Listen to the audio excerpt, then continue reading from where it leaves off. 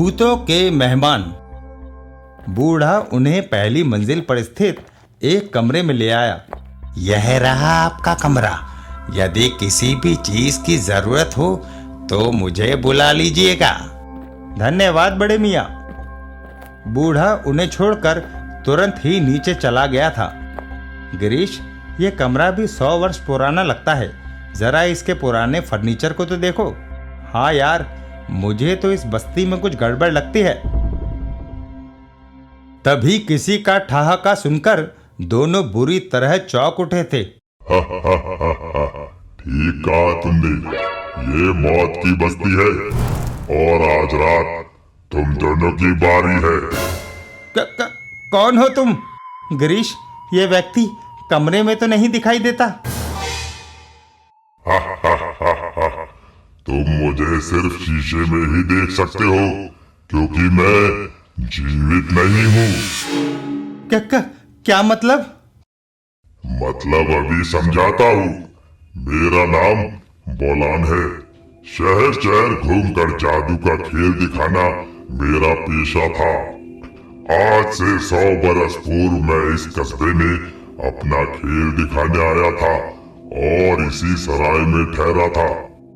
ये कहते हुए बोलान की छवि आईने से गायब हो गई और बस्ती के मैदान का दृश्य उभर आया था। साहिबान, आज मैं आप लोगों को मिस्र का काला जादू दिखाऊंगा। कोई एक बालक आगे आए। भीड़ में से एक बालक आगे आया, मगर वह कुछ डरा हुआ भी था। मुझे डर लग रहा है। डरने की कोई बात नहीं है बच्चे, कुछ नहीं होगा। अब देखिए साहिबान, मेरे जादुई डंडे का कमाल।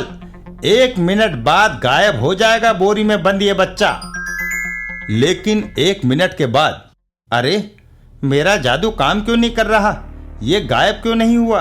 बोरी खोलो जादूगर, वरना बच्चे का दम घुट जाएगा। जब जादूगर बोलान ने बोरी खोली तो ओह, जादूगर ने इसे मार डाला। ये तो मर गया। नहीं, मैंने इसे नहीं मारा। शायद भय के कारण इसकी हृदय गति रुक गई है। मेरी बात सुनो। भीड़ को रुकता न पाकर जादूगर भाग खड़ा हुआ। पकड़ो पकड़ो, जाने दो मुझे सराय के भीतर घुस जाना चाहिए। जब तक उनका क्रोध शांत नहीं हो जाता, कमरे से बाहर नहीं निकलूंगा। तभी पकड़ो, मार डालो, छोड़ दो मुझे। लोगों की भीड़ जादूगर को घसीटती हुई गांव के स्कूल के मैदान में ले आई।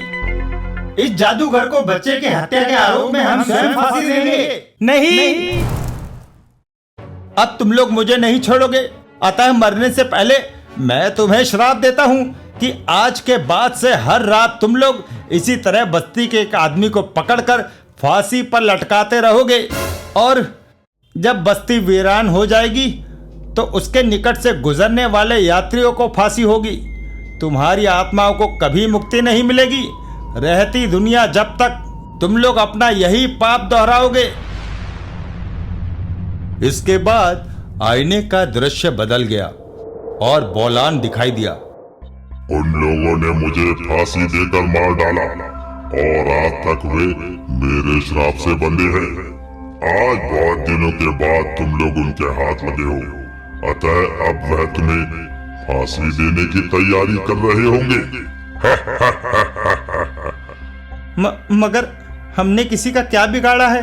हम तो इस बस्ती के निवासी भी नहीं हैं। इससे कोई फर्क नहीं पड़ता। इस बस्ती में आने वाले हर व्यक्ति को मेरे श्राप को भोगना होगा। बस्ती वाले तुम्हें लेने के लिए कुछ ही देर में इस कमरे में पहुंचेंगे। इसके साथ ही बोलान की छवि अदृश्य हो गई थी।